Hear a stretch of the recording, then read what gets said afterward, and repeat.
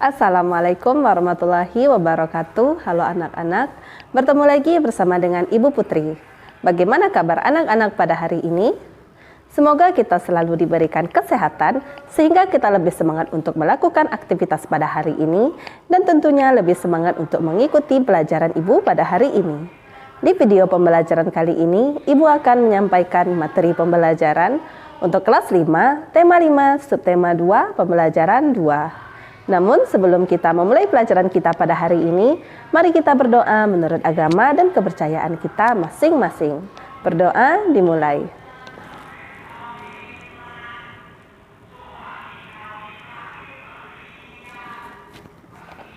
Berdoa selesai.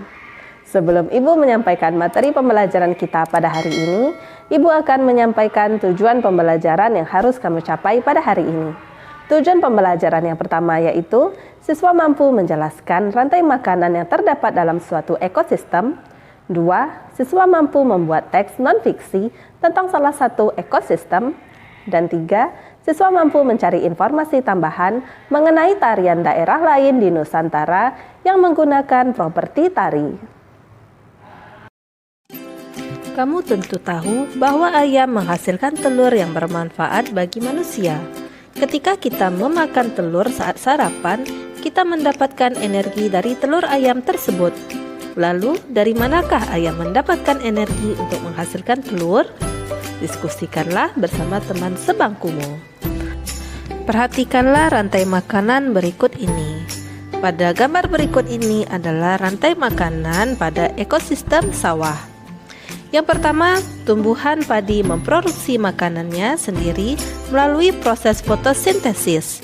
Jenis makanan yang diproduksi oleh tumbuhan berupa gula. Oleh tumbuhan padi, makanan disimpan dalam bentuk biji. 2. Konsumen tingkat 1 merupakan hewan herbivora atau pemakan tumbuhan. Contoh, konsumen tingkat 1 di ekosistem sawah adalah tikus. Biji padi yang dimakan tikus akan diubah ke dalam bentuk energi untuk melakukan aktivitas dan berproduksi. 3.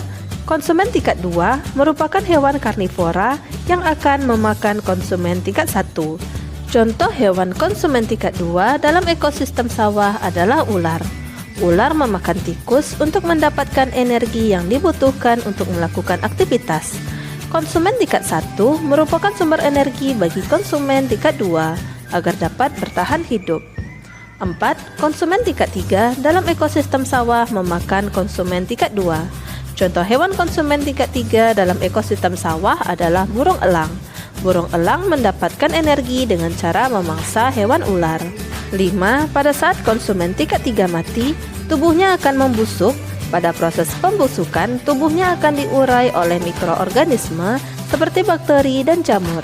Hasil penguraian ini kemudian akan diubah oleh mikroorganisme dalam tanah untuk menjadi sumber makanan bagi tumbuhan, seperti tanaman padi. Jawablah pertanyaan-pertanyaan berikut ini. 1. Apa yang dimaksud dengan aliran energi pada sebuah rantai makanan? Aliran energi pada sebuah rantai makanan adalah perpindahan energi dari satu makhluk hidup ke makhluk hidup lain dalam bentuk zat makanan yang terjadi pada saat makhluk hidup memakan makhluk hidup yang lain. 2. Adakah hubungan antara rantai makanan dengan aliran energi? Semua makhluk hidup memerlukan energi untuk melakukan aktivitas hidupnya. Energi tersebut dapat diperolehnya dari makanan. Proses konsumsi makanan dalam ekosistem merupakan proses transfer atau perpindahan energi. Aliran energi dalam ekosistem dapat digambarkan dengan rantai makanan dalam jaring makanan. 3. Jelaskan peran produsen penting dalam sebuah rantai makanan. Peran produsen sangat penting pada suatu rantai makanan karena produsen sebagai penghasil makanan untuk konsumen tingkat 1. Bila tidak ada produsen, tentu saja rantai makanan bisa terganggu dan konsumen-konsumen tidak dapat bertahan hidup. 4. Rantai makanan pada puncaknya disebut konsumen puncak. Apabila konsumen puncak punah, apa yang akan terjadi pada konsumen 1 dan konsumen 2? Jika konsumen puncak tidak ada, maka konsumen 1 akan berkurang karena dimangsa oleh konsumen 2 yang bertambah banyak. konsumen 2 akan bertambah banyak karena mendapatkan mangsa dari konsumen kedua dan tidak dimangsa oleh konsumen puncak. Berikut ini adalah sebuah rantai makanan yang terdiri atas 1 produsen, 4 tingkat konsumen, dan 1 pengurai, yaitu ekosistem sawah. Yang pertama produsennya yaitu padi. Padi dimakan oleh konsumen 1 yaitu belalang. Belalang dimakan oleh konsumen tingkat 2 yaitu tikus. Tikus dimakan oleh konsumen tingkat 3 yaitu ular. Selanjutnya, ular dimakan oleh konsumen tingkat 4 yaitu burung elang. Kemudian burung elang atau konsumen tingkat 4 ini akan mati dan tubuhnya akan membusuk. Pada proses pembusukan, tubuhnya akan diurai oleh mikroorganisme seperti bakteri dan jamur. Hasil penguraian ini kemudian akan diubah oleh mikroorganisme dalam tanah untuk menjadi sumber makanan bagi tumbuhan seperti rumput. Rantai makanan juga berperan penting dalam membantu mengatur ekosistem. Predator memang tidak secara langsung bisa mengendalikan ukuran populasi mangsa mereka. Namun, predator bisa meningkatkan kesehatannya dengan cara menyingkirkan individu yang berpenyakit atau mengalami gangguan. Dengan ini, jumlah predator dalam rantai makanan tetap bisa dikendalikan yang akan terus terjadi secara berkelanjutan. Pilihlah salah satu gambar berikut ini. Buatlah sebuah karangan non-fiksi tentang rantai makanan dengan menggunakan salah satu hewan dalam gambar tersebut. Gunakan kalimatmu sendiri dengan bahasa Indonesia yang baik dan benar. Berikut ini adalah sebuah karangan non-fiksi tentang rantai makanan, yaitu rantai makanan di laut.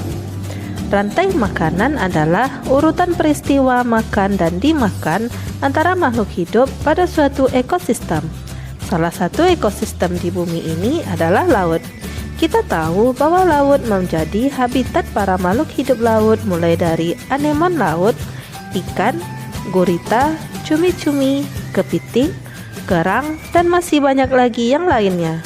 Oleh karena itu, ekosistem laut juga tidak terlepas dari rantai makanan. Salah satu rantai makanan laut ini melibatkan paus orca yang merupakan paus pembunuh.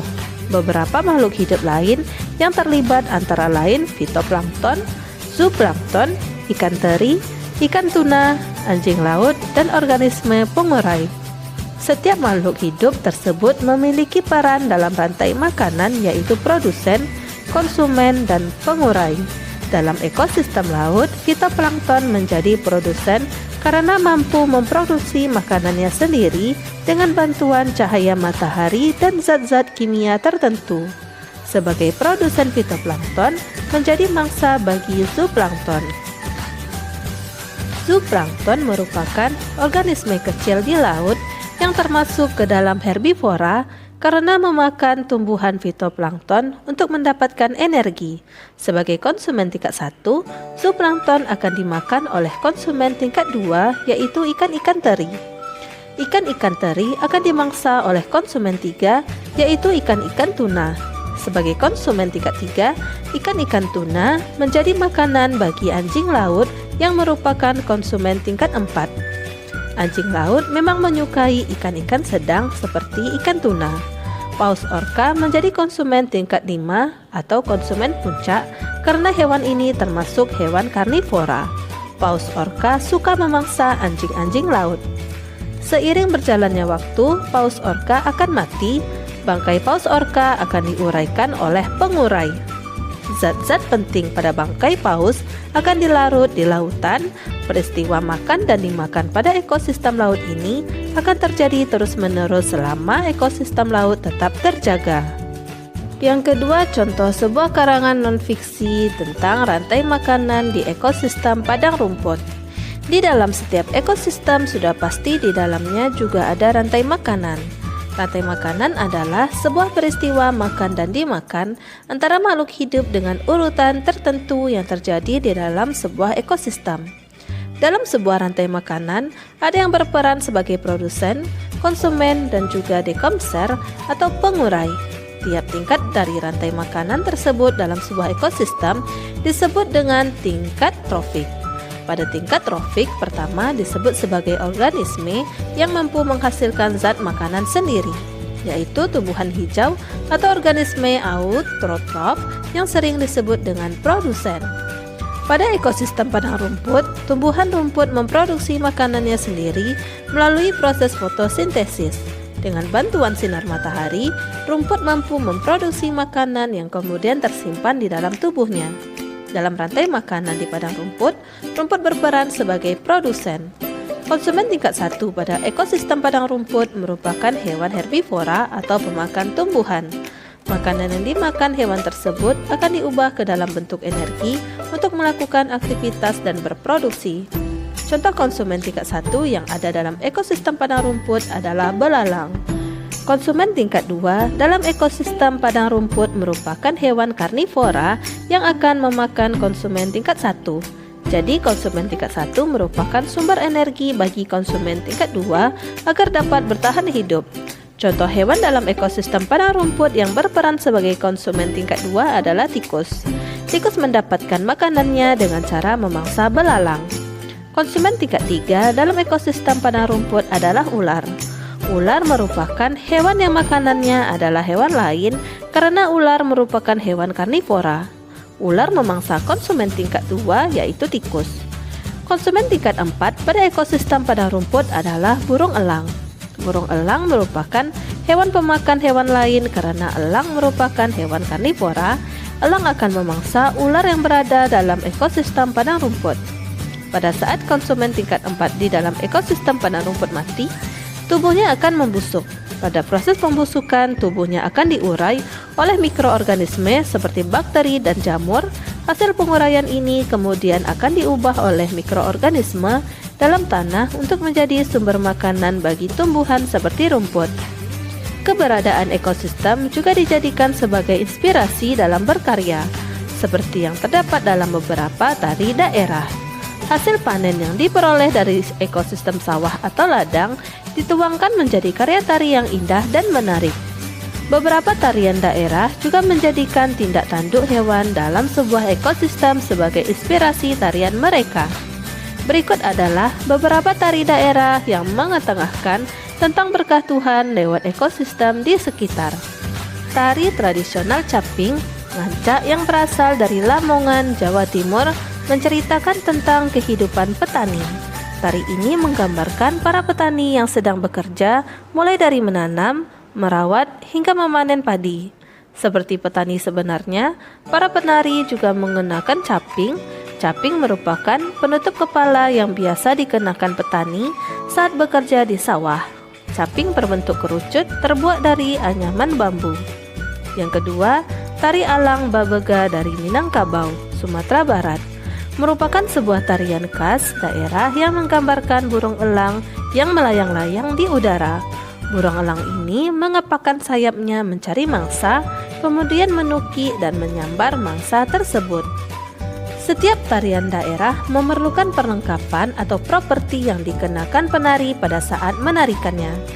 Properti tari bisa jadi berbeda antara satu tarian dengan tarian yang lain. Properti yang digunakan menjadi ciri khas tersendiri tarian tersebut. Bahkan beberapa properti tari dijadikan sebagai nama bagi tarian tersebut. Misal payung yang digunakan dalam tari payung atau caping yang digunakan dalam tari caping ngancak.